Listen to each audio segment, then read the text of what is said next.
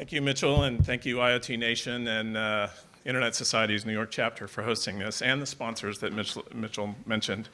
Glad to be here. I could have listened to that panel for a lot longer, learning a lot with every question and answer. And I'm going to cover a lot of similar themes, but maybe give a little different or broader perspective on things. So hopefully it'll line up here. So we're talking about IoT. How many of you see this as an opportunity? Most. How many of you see it as a threat? About an equal number.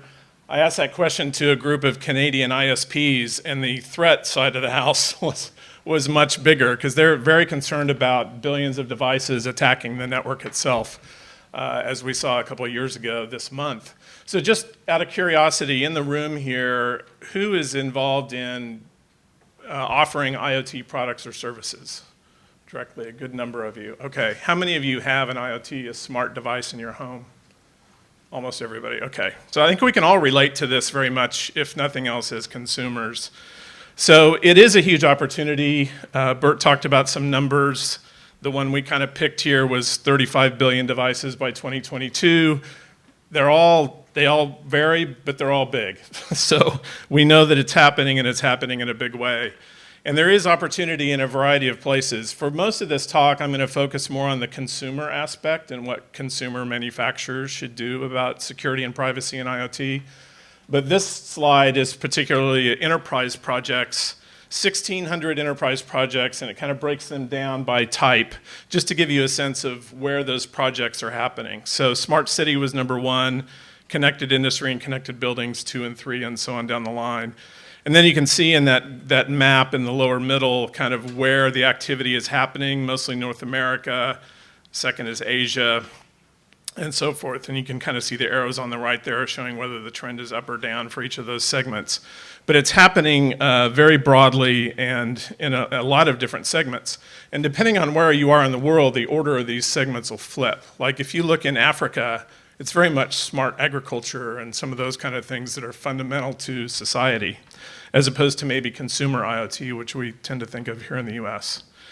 This is a snapshot from middle of last year of smart home market. You can see some of the growth happening. The top countries, the US is leading in this area.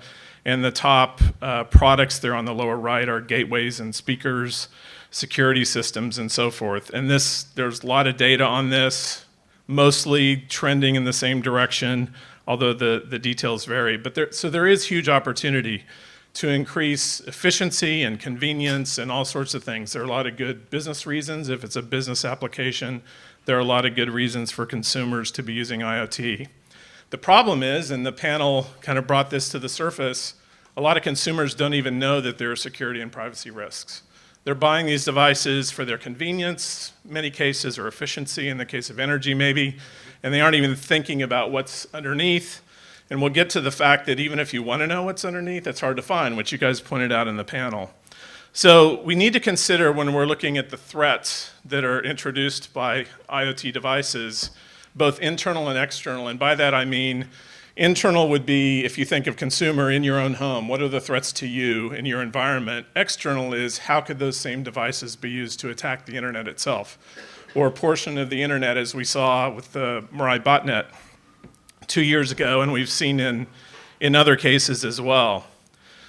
Threats do make headlines. These are several of them from roughly October last year through April of this year. I was on a panel at the RSA conference where we talked about these topics, and these were sort of a sample of headlines that I used. Then I spoke at another conference in June, and just in that few-month window, there were quite a few more. One of my favorite that was on that previous slide was the hacker who, they called it BrickerBot. He was so upset at the fact that devices could be easily hacked that he would hack the devices and brick them, which if you haven't heard that term, it means you just make them unusable. And so that was his way of just taking them out of the game. So why that hacker? Maybe the people who own those devices didn't think so, I'm sure. But anyway, so there are a lot of headlines. This cute little dog was as a baby monitor that was tracking a mother around the room as she was nursing her child. She asked her husband, "Is that you?" No. So, yeah. Anyway, and then just in the last couple weeks, in fact, one of these is today, the Who's Watching Your TV, Sony quietly killed 3 critical bugs in their smart TV. That was from this morning. So there's always something going on. And it's not really the fact that there are vulnerabilities in IoT, it's that the systems need to be able to be updated and quickly patched to address those. I know if you're like me with my smartphone, I get up some mornings and 43 of my applications have been updated, and a lot of those are security patches, you know, but it just kind of happens silently under the covers. That's the way IoT should work, but it doesn't always work that way because the manufacturers aren't building in the mechanisms and the headroom to allow that kind of thing to happen. They're using hard-coded passwords that anybody on the internet can find out what they are and go attack that device. They're not leaving enough room to do proper software firmware upgrades, all that kind of thing. So there's a lot of danger. The lower right one here is Bruce Schneier, a famous security researcher. They did some research and found they could do an attack on high energy use appliances in homes and essentially bring down an electrical grid. If they were to hit all the air conditioners in a community at the same time, for instance. So there's a lot of ways that these can be used to attack not only inside, but outside the owner's realm. So here's another way to think about all this. This is kind of the risk spectrum, mostly for the internal, but it could be applied externally. You've got everything from, on the left, annoying. That might be somebody's messing with the volume on your TV, or they're changing the channel or music that you're listening to. Annoying. Creepy. They're watching you. They're listening to you. You don't know what they're going to do with it, but super creepy. Probably illegal. Then you have digital theft. So they're breaking into your home's network and getting onto your laptops or your smartphone and stealing information, identity theft kind of stuff. And then you've got, and this is where IoT introduces, and the panelists talked about it, physical hazards, unlocking doors, opening garage doors, bringing down the electrical grid, as I just said, messing with thermostats in either the hot or cold part of the year. There's all sorts of ways that this can really have a huge impact on the physical safety of people. So these all need to be taken into consideration. Why is IoT such a challenge? Why is it different? And the panel addressed this somewhat, but just to kind of look at it from the 3 major groups involved, for the manufacturers, a lot of it has to do with the form factor. There's a cost and size combination that they're trying to achieve with these devices that doesn't leave much room for battery power, for headroom in memory and processing, or encryption and the kind of things you would want to do. They're not nearly as powerful as the smartphones we carry around, and they cost a lot less. And so those combinations really drive them to not include security and privacy by design up front. Time to market, especially for startups, is a huge thing. Adding in security and privacy slows things down, and it's going to mean more support after the fact. And so that comes into play as well. And then future-proofing is usually not even thought of, especially in a startup environment. Now, some of these manufacturers also are coming from more the hard goods side of the industry, and so they don't even know what it means to connect anything to the internet. And so they're sort of, just naive about what they're doing in that space. Services, and by that I mean these are sort of like your ISPs that are offering services, or maybe home security companies.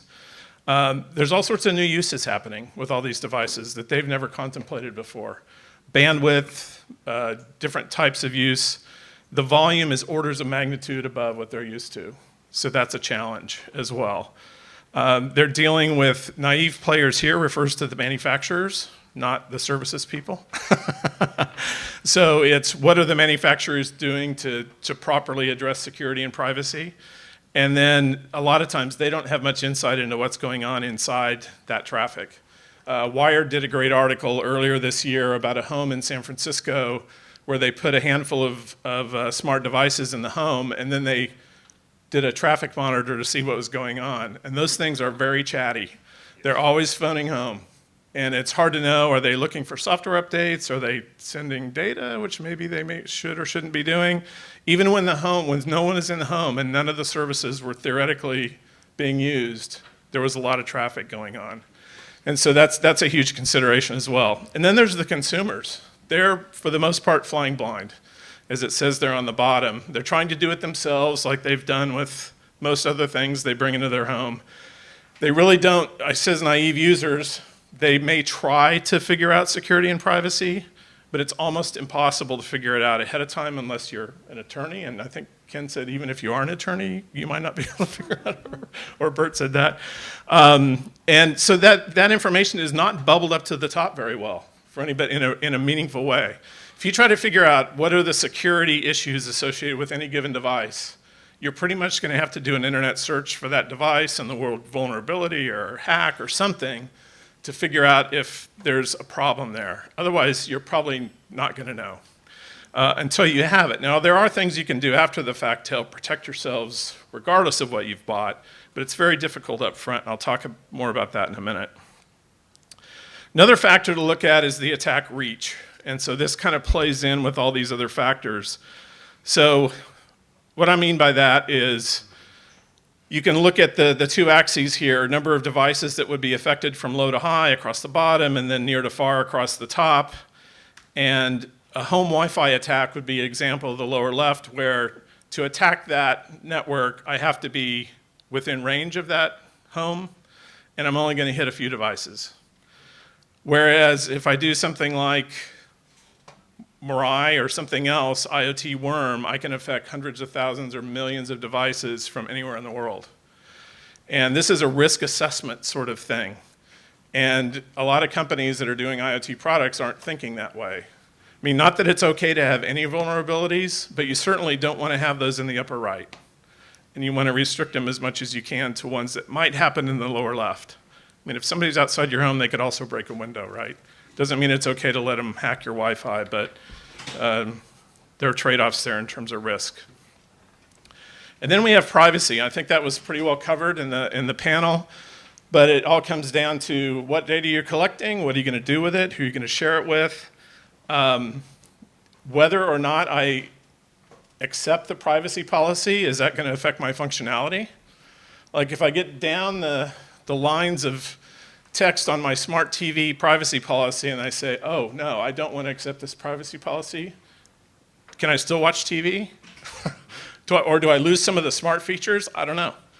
And then choice and control, and that's GDPR has a lot about choice and control. There are other different kind of frameworks that address that, but all those come into play and they're very important. So what are some common mistakes that we've seen? And we started getting into this about 3.5 years ago, looking at the different principles that should be involved in IoT. One of the biggest one is default or hard-coded passwords. So if every device has the same password, that's one thing. If they're hard-coded, that's horrible. At least default ones can be changed, although they're easily, I think there's a website that's the 60 passwords that caused the Mirai botnet. So it's pretty easy to find these default passwords out there. Another big problem if devices are not updatable at all, and it's usually because they don't have the headroom to do that. As Bert said, I think one of the things that should happen is you should be supporting software updates for some period of time that's stated. No encryption is a big issue because a lot of the hacks that you see are because things are sent in plain text. A lot of these things are thrown together as kind of puzzle pieces put together into a product and put out in the market. And a lot of times the software stacks that are used are ones that have vulnerabilities that have been known for years, and yet they aren't tested in the context of that product, and they're put out in the market, and therefore highly vulnerable from day one. Not looking at risk assessment. Data vacuuming, that's a term I heard at a smart home conference, and I love it, especially in the context of a smart home conference.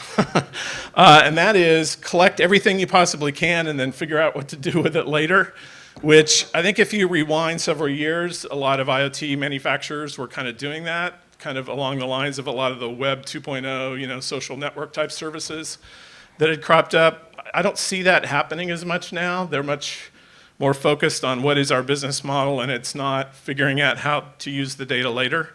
But that's an important thing, especially as related to all these new privacy laws that are coming into play and doing the right thing regarding privacy. And then the last one is lack of a life cycle view. So in some realms, consumer electronics kind of have this throwaway mentality. I'm going to throw it away after a couple of years. I'm going to upgrade it in a couple of years, like my tablets and laptops and smartphones. These are not the kind of devices you just pull out after a couple of years and replace them. If you think of, traditionally at least, thermostats and locks and refrigerators and garage door openers and all those kind of things, those have long life cycles, decades in many cases. So what are you going to do when you can't do the security patches for the refrigerator anymore? Do you shut down the internet connectivity and now it's just a refrigerator, not a smart refrigerator? Is there a module you can upgrade? I mean, there's all sorts of ways to approach it, but it needs to be taken into account from the beginning if you're gonna do the right thing as a manufacturer. Another very similar one is reprovisioning these things. So think of a smart home. Most of you said you had some smart thing in your house. You're gonna sell your house. You've got a dozen different devices that go with the house. How are you gonna hand off those accounts and wipe your data so people don't have access to your history? I've heard so many people say, I still get the smart thermostat reports every month, and I still can go in and mess with the temperature if I want to, and they haven't had the house for a year. That's not good. And so you got to take all that kind of stuff into account. So you need to have that life cycle view. How does this play into what consumers are thinking? This is a survey done by Parks Associates, who's focused for a long time on smart home. And third and fourth on this, or I guess fourth and fifth on this list are most essential characteristics are that the products are secure and private, so it tends to score pretty high there. And then what do you care about in terms of actually making purchase decisions? Number 3 is privacy and security. Now, I don't know if this is borne out in actual purchases, and I think because the data I've seen kind of doesn't reflect that people make choices where the actual purchases are driven by that. And I think a lot of that has to do with what I talked about earlier of lack of information. They would like to do it, but they really can't. There's no easy mechanism to figure out what's got good security and privacy in it. And then you might trade that off against the cost, but if you don't know, then you just sort of ignore it ultimately. So how can we address this issue? Well, anything that addresses it, we believe, should look at 2 major dimensions and look at them holistically. So the first is to look at the entire system. So in our definition, that's made up of the devices and sensors themselves, the apps that control it, and the cloud services that back it up. Often, security and privacy are talked about only in the context of the devices and sensors. But if you have an app that is vulnerable, your whole system is just as vulnerable as if it was in the devices. Likewise with the cloud. An example of this is, I think it was earlier this year, it might have been late last year, LG had a vulnerability in their mobile app that controlled their appliances. You could hack it, get control of all the appliances, which included a robot vacuum cleaner that had a camera on it that you could just drive it around the house and see everything that was in the house. It also included their washing machines and refrigerators. They patched it very quickly. In fact, a lot of these things you hear about actually get patched before you hear about them. Responsible vulnerability disclosures are such that security researchers find the problem, they notify the manufacturer. By the time most of us hear about it, it's already addressed. But it goes to the point of it needs to be updatable. You need to have good vulnerability reporting as a manufacturer so you can hear about that stuff. And as a consumer, you need to make sure you're using the latest software and firmware. Like that Sony story from today, evidently they patched it late August, early September. And part of this story coming out is to make sure people are informed, to make sure they're on the latest software update for the TVs. Yes? It has to be securely patchable. Securely patchable. Great point. Downloads are as bad, if not worse, than no downloads. Yeah, so, and in fact, I'm going to get to, in the next couple slides, to the principles that we have for, that should be followed for proper security and privacy, and that is one of them, that the downloads themselves need to be authenticated and secure. In fact, look, there it is. Okay, I'm going to go back for a second. So you also need to address the full range of consumer concerns, which I already kind of talked about. So not just security, which a lot of people just think in that mindset, not just privacy, but also this extension, this life cycle aspect, which most frameworks really don't cover. They might cover little bits and pieces of it, but the mindset really isn't there. So over the past 3.5 years, we've developed a framework. It was first released in early 2016. It's gone through a few revisions now. Has 40 principles of what should be addressed by manufacturers in their offerings. And this does cover the devices, the apps, and the back-end services. It can kind of go into these 8 buckets. I'll just pick and choose a few examples from each bucket. So encryption, encrypting data in transit and at rest, fairly straightforward, but rarely done by these products. Updates, you should be able to update them securely, as we talked about just now. Security, vulnerability testing and penetration testing before you ship the product. Some of these are very, very common sense. Most manufacturers we've talked to about this over the last couple of years say, yeah, of course. Why would I not do that? And then we say, well, why aren't you doing it? The natural follow-on question. And it's really a matter of kind of product life cycle. They know they should do it. They'll get there over the next several product life cycles. And so they're starting to move in that direction. Some of these are actually, some of the privacy recommendations and the disclosures and some of the communications is how do you communicate with your users securely, because there have actually been cases where users have gotten phished where someone pretends to be the IoT manufacturer. They say, I have a software update for your security camera. They click on a link and then they download malware into their security camera, and now their network is vulnerable. So, I mean, you have to really look at all angles of this thing. It's important to look at the whole thing, as I said. As I mentioned, we really focused on the consumer segment with these recommendations, not that they don't apply to other areas. The reason we did that is that in almost every other area, industrial use, smart cities, smart cars, medical devices, there's somebody that has oversight over that process. So it's a network administrator in the case of an industrial environment or a smart city. It's regulators mostly in the case of smart cars or medical devices. But obviously there are, overlaps here and there, and these do apply. During the process of developing this framework, we had over 100 different stakeholders involved in the process. So we had everything from industry to academia to retailers of IoT products, to industry, a lot of supply chain as well as end device manufacturers, and then lots of internet privacy attorneys representing consumers. And so we really tried to find the right balance in this that would be practical but not onerous and restrict innovation for companies. We also developed this, and this is one thing I wanted to talk about real quick, with kind of in mind that it could be used as a foundation for a certification or trust mark program. And in our mind, that's an important step at some point for the IoT industry, where that security and privacy information can be bubbled up to the surface in a simple to digest way, like a mark or a rating, so a consumer can know somebody's looked at that and it's good. Now, given the fact that these are mostly software-based products, it could be good today, bad tomorrow, but it still means someone has looked at it and said, we're following all these right principles, and it's better than not knowing. And so that's kind of how we're looking at it. So we call our campaign, if you want to think of it that way, of advocating for better security and privacy in IoT, trust by design. We sort of roll security and privacy together into trust. And there are sort of 3 audiences that we would like to reach through this and ask them to do something about it. So the first is manufacturers and distribution chain, retailers, service providers, like Comcast is selling smart home bundles into homes, for instance.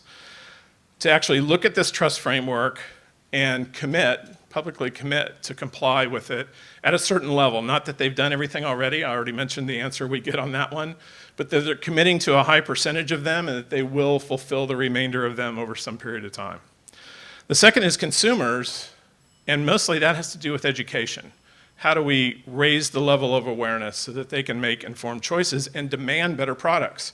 I think you heard Ken talk about the fact that business to business, they're demanding these privacy things baked in from the beginning, and it's a competitive differentiator. We want to see the same thing for consumers. And then finally, in the policy area, to use these guidelines as sort of a framework to look at what the proper security and privacy features should be. So for retailers, I kind of talked about this already.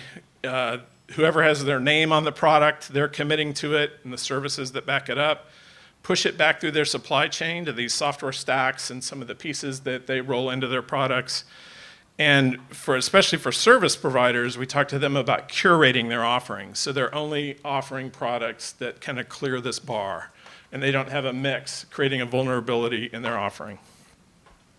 For consumer organizations, you can come from a lot of different angles, but a lot of IoT product reviews really focus on price and functionality, and they don't include security and privacy. And we'd like to see that become part of the criteria at some level and then grow. Use them to help educate consumers to make smart choices. So one of the steps we've taken in this area is a partnership we announced a few months ago with Consumers International. And for those of you who don't know who they are, they're actually a membership organization made up of all the kind of consumer testing organizations you've probably heard of around the world. So Consumer Reports in the US is the big flagship one. Which in the UK is another choice in Australia. And they're also tied into the consumer products agencies in many of the governments around the world. So they have over 200 members in 100 countries, and a lot of them are focused on better security and privacy digitally, and IoT is kind of now the tip of that spear. So we're going to be working with them to help educate consumers and get the word out more. Policymakers, there was a lot of talk in the panel about the balance of regulation and self-regulation for the industry. We certainly would tilt toward if we can do it without laws, that would be better. But there may be some requirement to do that in some parts of the world. But certainly policymakers can help strengthen the accountability of who's responsible for problems when they occur. This trustability signals is back to that certification and trustmark thing. Stakeholders, all of them involved, service providers, manufacturers, and so forth, kind of incorporate these principles. And then they can actually, as a purchaser, and there's a bill that's been before Congress for over a year and hasn't moved at all, but it was introduced last October, bare minimum. The US government would only buy products that didn't have default hard-coded passwords, that didn't ship with significant known vulnerabilities, and could be software updated. That's sort of, I would call it table stakes for this kind of deal. Like, it's kind of brain dead obvious, but having a small bar like that, the recent California bill that passed that goes into effect January of 2020, I think they originally called it the Teddy Bear and Toasters law when it first got introduced like early last year, and it finally passed now. It says that IoT devices should have reasonable security, and I think the only specific thing they called out was not hard-coded passwords, that they had to be either changed on first use or unique to each device that shipped. So again, that's sort of barely stepping up, but it is stepping up.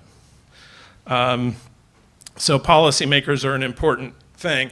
And we really see this as a virtuous cycle. So if consumers demand better products and they put pressure on policymakers and manufacturers step up, especially leading manufacturers, and use this as a competitive differentiator, we can kind of see an upward spiral happening in IoT. So we have created a lot of resources to help. This is a place that I should mention, kind of OTA versus Internet Society. Mitchell did a great job of introducing kind of both. Just for a tiny bit of background information, OTA was a nonprofit that started over 10 years ago, focused on kind of identifying and promoting security and privacy best practices for enterprises that attach to the internet, and helping create better consumer confidence in their online transactions as a result. So where the Internet Society traditionally has been focused more on the infrastructure of the internet, so we rolled into Internet Society a year and a half ago, and we complement each other very well. So this IoT work that we had done has now been adopted by the entire organization around the world, and we're promoting it in every region. We have some other work that we do that we're doing that with as well. But these are some resources that we've created and kind of under two different brands here, you might say. But the principles are in the upper left there. There's a summary version of it. Then there's the full list of 40 with a little bit of explanation about them. There's some white papers. We did a smart home checklist, like if you're a consumer, what should you be thinking about? There's another consumer checklist on the upper right here.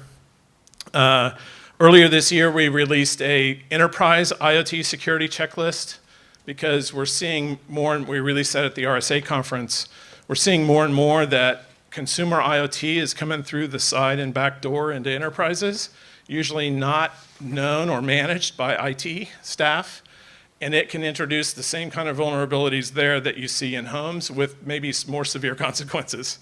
And so this is a checklist of what should you do in the enterprise to help protect yourself. And some of it has to do with buy the right things, but the rest has to do with what do you do with them once you've got them. And then finally, we have an IoT security for policymakers white paper. There are some other papers coming here soon that will complement that. And we're going to continually be adding to these resources over time. So just talk real quickly, summarize what's going on in the world of frameworks and certifications and all that around the world, because we track this as closely as we can, and we're involved in most of these.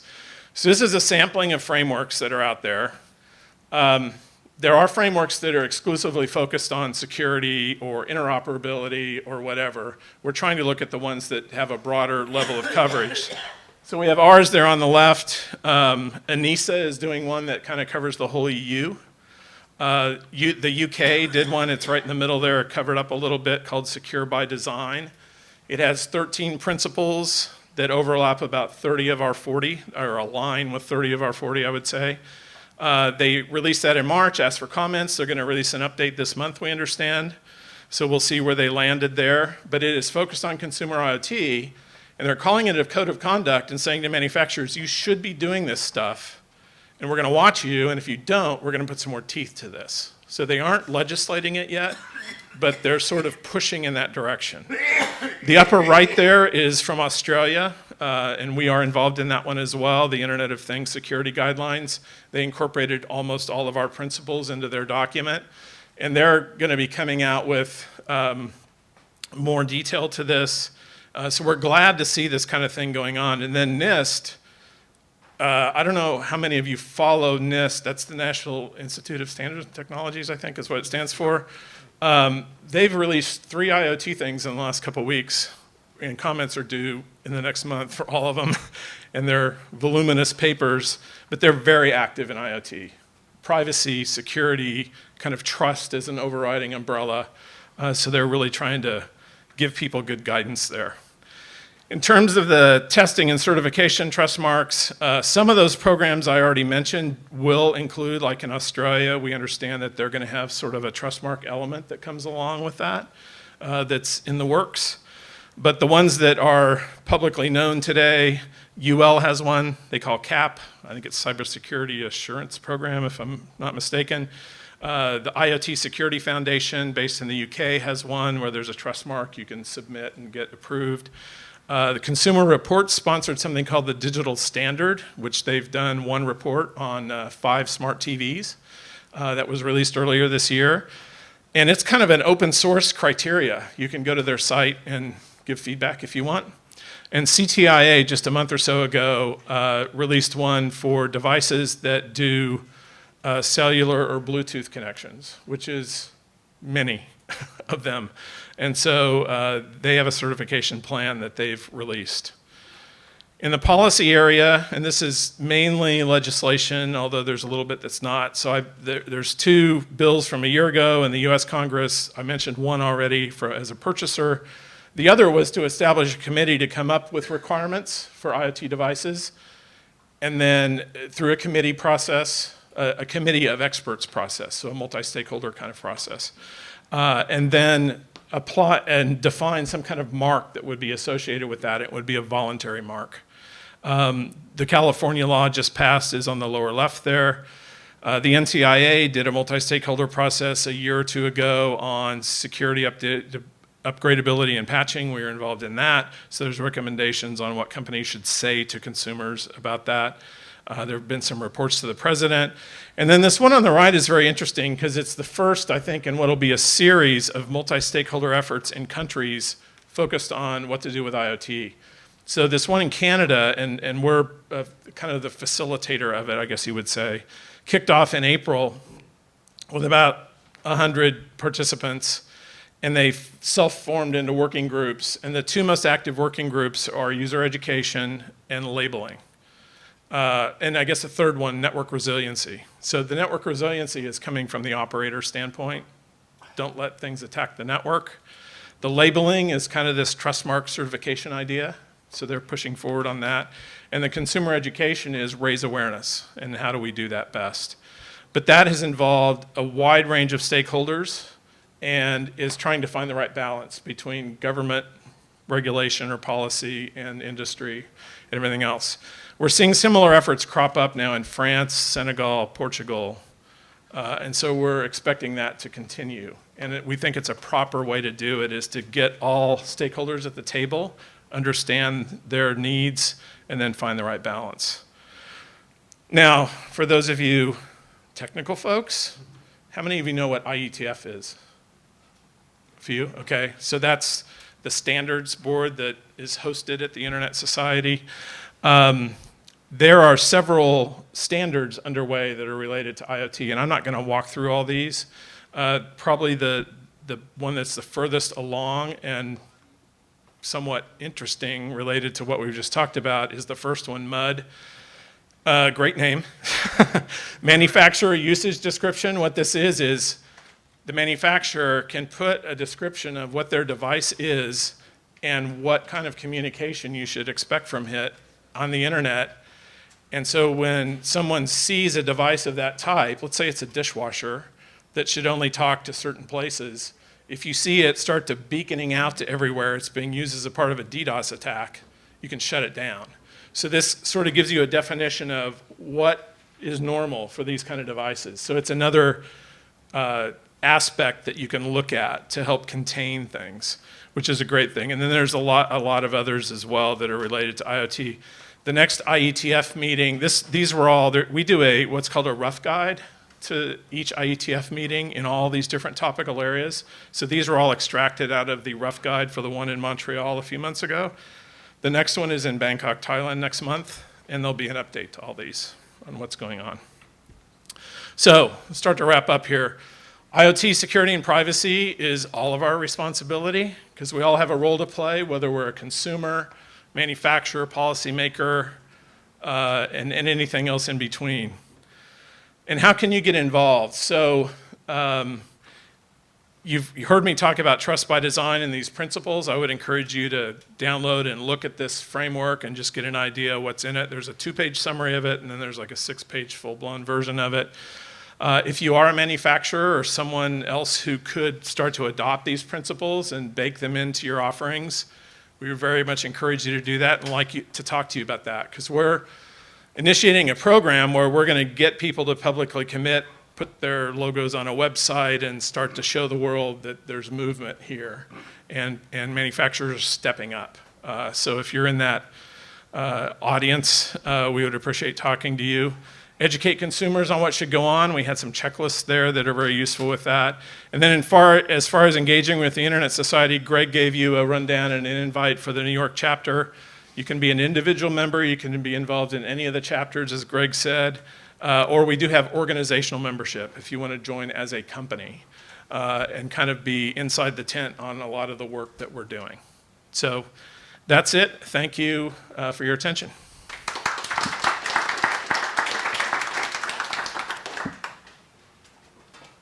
Did you want to do questions? Okay. Greg, thank you so much. What we'll do is we'll have some audience questions, and then we'd also like to get into a little bit of discussion after a few questions to understand, be thinking about like what are some of the concerns maybe that you haven't brought up already, what are some of the concerns or some of the practices that you're, either concerns that you have about IoT security and privacy, or some of the practices that you are using in your everyday life in your company? So we'll start with questions, and we'll bring microphones around. So who has question? Okay, one. Anyone else have questions? Two, three. Okay. Thank you.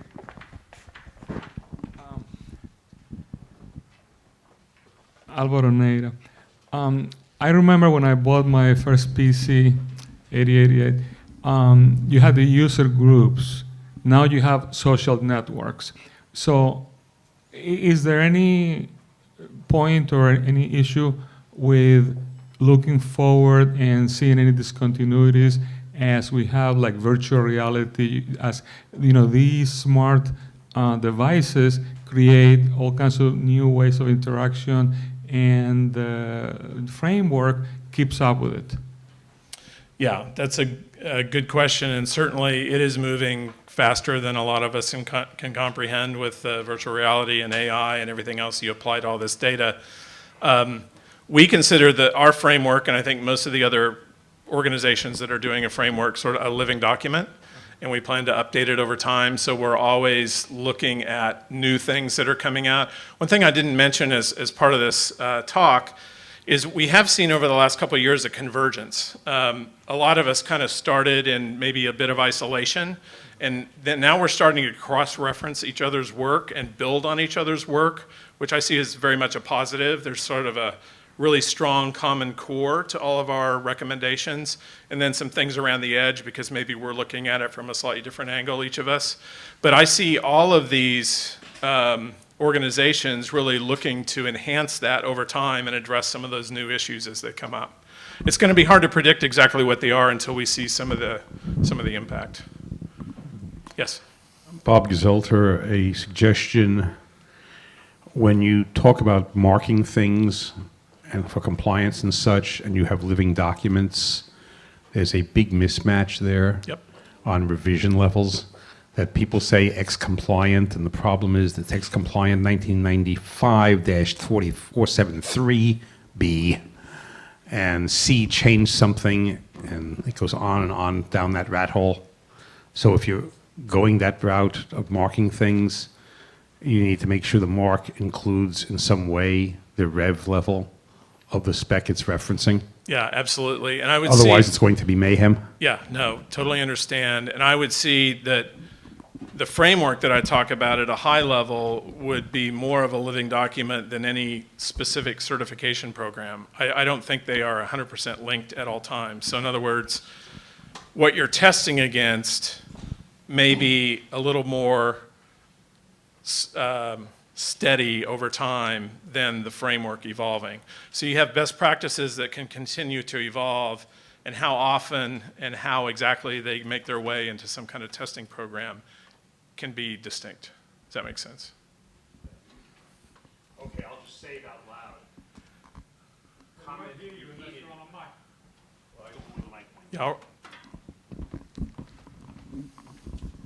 The comment is repeated to the extent that please encourage in the spec that if people cite the spec, they cite the version they're citing. Absolutely. Otherwise, it will be head bashing.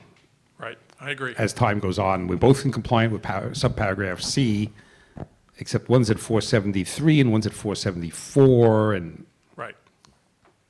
it's bad news. Yeah. Yes. So I'm going to ask this question actually as a consumer. Okay. I don't want to like put anyone on the hook or anything, but are there any companies that are doing a really good job of being transparent around this kind of stuff that I could look to as a consumer? And sidebar, I think that a lot of people, especially my generation, look to YouTubers, for example. So have you even seen one case of a YouTuber or someone, or even from a consumer education standpoint, have you guys reached out to any maybe in that area to raise consumer awareness? Yeah, great suggestion. And we actually do have an effort underway right now to reach out to social influencers like YouTubers about IoT. So it's in the works. What is the first part of your question? I'm sorry. Well, is there anyone, like, I don't want you to put anyone on. Oh, good companies are doing it right. Yeah. Yeah, I don't want to name any names right now, but I can tell you that we have talked to many companies that are doing, the high 30s out of those 40 principles today and are committed, and I think you'll see that publicly over some not too long a period of time. But I go to a lot of smart home conferences to interact with these folks and find out what's going on, and it's great to hear, especially a lot of these leading companies talk very strongly from the stage about security and privacy and how important it is and core it is to what they're doing. Obviously, they have to act upon that. They can't just say it. But if you look at what's going on, some of them have had public vulnerabilities that have happened, but they've patched them right away. No different than the operating systems we all use and the products we all use.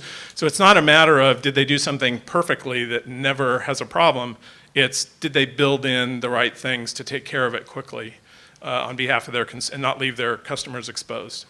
And so there are a lot of companies doing that. Yes? Michael Elling. So in all of this work, it's an incredible amount of work and standards and frameworks and certifications and governments and associations. Are there any heretical whispering that maybe we have to rethink the data paradigm? That we have to get away from this permissionless and go more towards a permission system so the sender has some of the risk than just purely the receiver? In all of this, any sort of hint at that? Yeah, I think there is. A lot of that is being driven by consumer protection and privacy laws in other parts of the world, which are going to impact, the question of the panel in many cases was, what do you do as a manufacturer? Well, you kind of have to go with I guess I would call it most highest common denominator. Like, what's the highest bar you have to clear? And if you clear it everywhere in the world, then you're clearing it everywhere where it's lower. And so some of the informed consent and control over your data is part of those new privacy paradigms. And so we definitely see it moving in that direction. The principles that we have in our framework align very closely with that. I should have put in a caveat. When you look at call it the informational stack and the layers, and as well the edge and the core, we saw AWS, the news last week that there are pencil-sized chips being inserted into servers. We're not even protecting against those sorts of things happening. So even if the manufacturers try to implement these safeguards higher up in the stack, what assurance do we have lower down or farther out to the edge that there is compliance? So that gets to this whole thought of rethinking our data paradigms. Yeah, and permission from consumers wouldn't address that specific issue as well. I know I did hear some companies say they're always monitoring data traffic out of their devices, and they would know if something anomalous was happening. Don't know how true that is, but there are ways to address that, but that adds another layer of complexity and cost. You're not going to see IoT device manufacturers go to that level because that's a lot different than a massive server farm kind of application. So I get your point, and I think it is something to be considered, but there's a point at which you can't practically cover everything. So you have to have checks and balances in place, but exactly where that line is, I think we're going to have to figure out as we go. Fair? Okay. Yeah. Thanks so much for the presentation, Avi Ishavsky. Question is, since the speed of business innovation and consumer demand are so much faster than regulation, are you seeing any data around consumers actually skewing more toward safer products that are more transparent? I mean, picking up on some prior questions of, companies that are actually talking about, hey, we're actually not sharing a lot of that data. Do consumers, are you finding, care about that? Or are we just under this new social contract where I just give up my data? You mean in their actual purchasing behavior? In the purchasing behavior, Okay. At a level that even if early trend line, that could start tipping things toward, okay, now part of my new business calculation is I'm actually going to be more responsible about the data as a selling point as opposed to... Yeah, and I think I showed a couple of the surveys there. I think generally the survey of do I care about security and privacy is on the uptrend.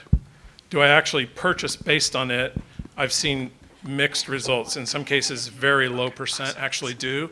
And as I said in the talk, I really think that's due to the fact that it's hard to find that information more so than people would they care or not. Because, and it's where theory meets reality, right? So in theory, when you ask them a survey question, if you knew that these products had better security and privacy, would you buy them? And sometimes the survey even says even at 10% higher price, just to pick a number.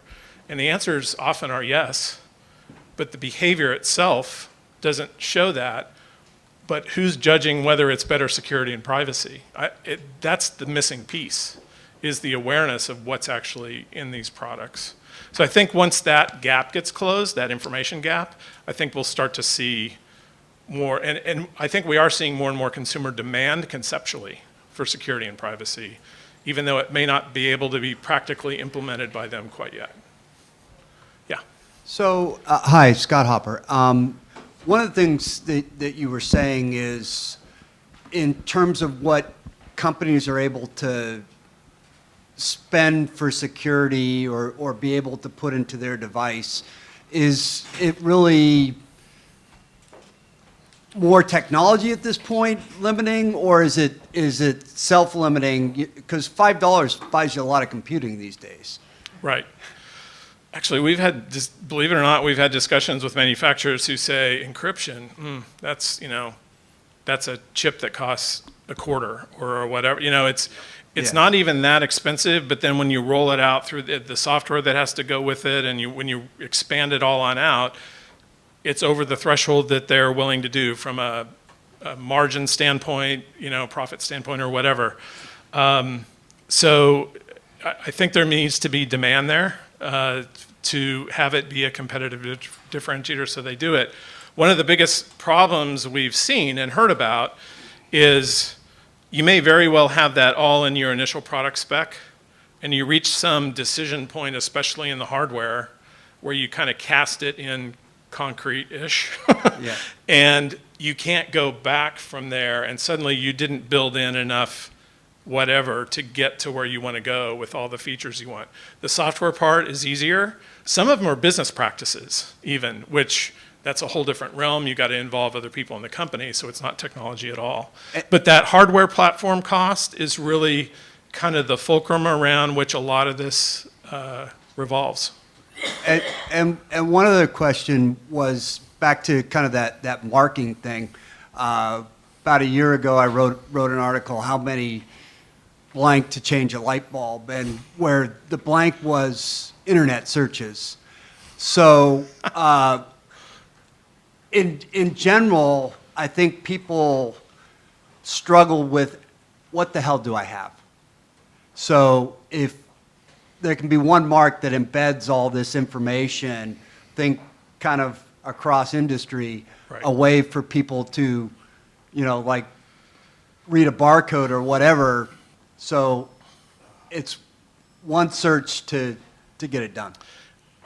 In an ideal world, we believe in that too. And we're looking at it globally as well, which makes it even more difficult, right? But the last thing you want is for a dozen different marks in a dozen different major countries or regions that are similar but not the same, and so a manufacturer has to submit for certification in every one of those, and that becomes horribly complex and costly for them, and it slows things down. So I agree conceptually. We're trying to drive toward that. It's not always easy, depending on who's involved in sometimes the governments are involved, and people have their agendas of why they're doing what they're doing. But having a common set at the top certainly is our goal in this whole thing. Totally agree with you. Hi, my name is Dan. Woo. I'm talking here. Where sorry. are you? Okay. I didn't mind this column. Again, I'm also really excited about the framework you're creating. I love this idea of trust by design. I'm curious about how you see this framework being divergent, if any, from things like GDPR and sort of the other data regulations come into the forefront. Just quickly skimmed your framework, and I noticed things like purpose-based restrictions and legal justification for processing. I didn't see that language in there. I'm just curious, what types of things do you think are different from the way that data protection trends are going? Yeah. So, good question. I think we're not trying to mirror every privacy regulation out there. That would be pretty onerous. I think what we did was captured at a sort of a summary principle level, the core principles of them, and we don't go that next half layer or layer deeper on the specific language. I think you'll find, and I'm just trying to roll through the list and think if there are any exceptions. I don't think there are any exceptions. That there's nothing we propose that would be counter to what's in GDPR. They may be proposing additional things or more specific things than we do. We intentionally kept it at a principle level, by the way. I didn't really mention this, because as soon as you go a little bit deeper, it becomes almost a specification. And just like legislation is aged as soon as it gets released, tying to any specific technologies or even laws can be out of date once you release it. So we kept it at a little bit higher level. So I think we're aligned. And again, we're continuing to keep track as things evolve in different parts of the world. Are there new things we should consider adding? Because if any major region or country puts something into play, as I said, it becomes the bar for everybody if they want to play in that market, right? So you have to take that into consideration as well. Cool. Thank you. Sorry. I'm Heather Bowden. When you talk about, just to swing back to talking about consumers, I know that when I have done searches, for example, on Bluetooth, I can't find if Bluetooth is even secure. Like, that's not even something, I consider myself a pretty good Googler, and I couldn't even find that out. So but I talk with a lot of people about this, and they're always like, well, I have nothing to hide. And I think that that's like the main thing that they think about when they think about privacy, and that when you guys do talk about security and privacy, to also talk about the attack part of it. Because I don't see that, other than the article that just came out recently about the Amazon, like the pencil thing or whatever. Like, other than that, I haven't seen anything. Yeah, so your first point goes to what I said about it's very difficult to find. There are vulnerability reporting databases. So if you type in a specific model number of a product, not Bluetooth generically, but a model number and then vulnerability or hack or something like that, you will find, oh, it's logged on this database, on this site, that they had a whatever vulnerability and it's been fixed or not. And that's public knowledge. Bluetooth itself, I mean, there was the Blueborn attack that was revealed, a year and a half or a little over a year ago, I guess it was, and fixed very quickly by everyone who incorporated Bluetooth, as there was a Wi-Fi vulnerability that was patched. And those are scary because those are at the fundamental core of all our communication pretty much, right, wirelessly. But it is very difficult to find. And I'm sorry, again, I've lost the second half of your question now. What was it, your comment? Marketing. Just when you talk to marketers, just my advice is everyone I know just talks about having nothing to hide. Oh, right. They don't really talk about the risk. I think people who make that statement are thinking about it in a social network context, which they may very well believe that and practice that. That's up to them. But if you say, do you care about the privacy of your bank account information and transferring funds anywhere you want to, it suddenly becomes a different story, right? Because that is eventually an attack that could happen through an IoT device into your laptop, put some malware there or keylogger, and now they have access to your bank account. I think most people care about that, if you want to use that as an extreme. But it really does go to those attack vectors and the results in that spectrum that I showed. If you're at the annoying level, so what? You start to get into the, okay, you have nothing to hide? Give me access to all the security cameras in your house 24/7. I think they probably care. They might not. I don't know. But as you move along that spectrum, I think you'll find that their perception will change depending, because they have a certain context in mind when they make that statement. Yeah. John. We have an online question. Okay. From Abhijit Bagay. He says, I have learned about big data and Hadoop for analyzing big data OLAP. With 2.5 quintillion data generated every day, how can the security agencies and companies prevent adversaries from sharing information and plans for attacks in real time to cause harm to organizations, governments, or individuals, especially with the easy availability of tools in the cyber world and the rise of APTs? So it's about, how can you stop the information getting out about cracks, I guess. Yeah. That's a tough one because that's like state-sponsored, attacks kind of thing. I personally believe they wouldn't have access to all 2.5 whatever bytes of that data every day. I think the question is would be more, a subset. It's more about when stuff people are publicizing, breaches, ways to breach. How can you, systems of monitoring the dark web and that kind of thing to see what's going on out there so that you can preempt those things in real time. Yeah, and there is some of that going on. If we if you put in place, we did an analysis back in late 2016 of all the publicly known, reported IoT hacks that had happened in the prior 6 months or so. And we then said, what would our principals do against that list? And it would have covered 100% of them, which was nice. And it'd be nice if it would always do that. But there are always things that could be outside those boundaries. But I guess my point on that is putting these basic practical things in place is going to raise the bar and reduce the risk regardless. So it's not an excuse not to do it. Now, can somebody still hack in some way?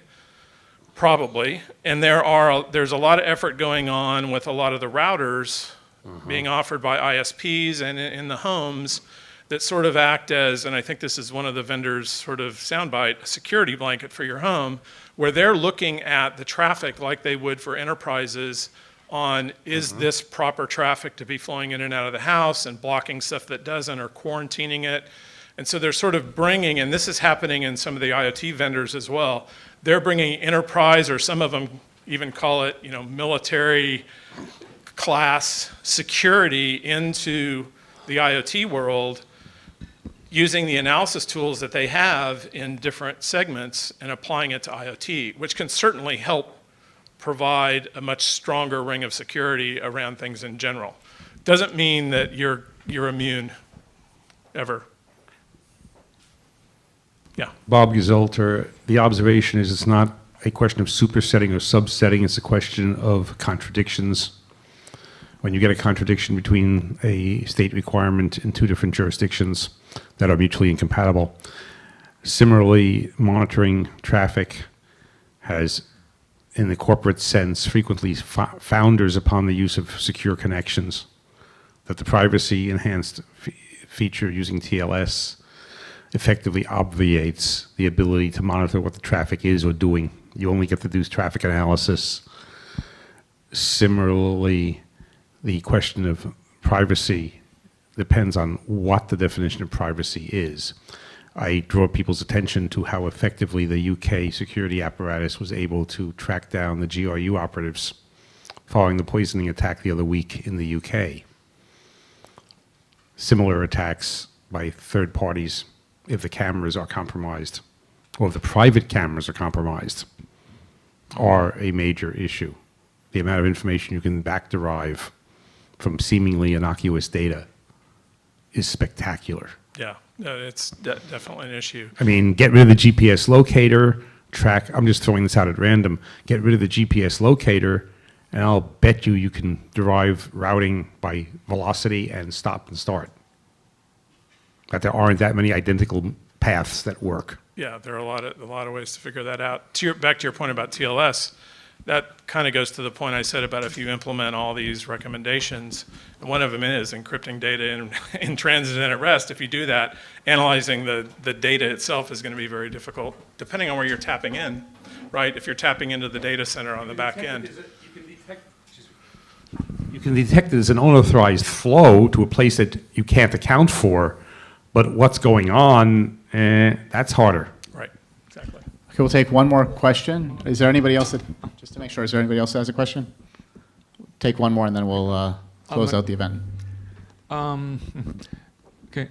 Now, when you mentioned the multiplicity of standards and things like that, you know, European, right, different jurisdictions, the contradictions, that's a classification kind of framework.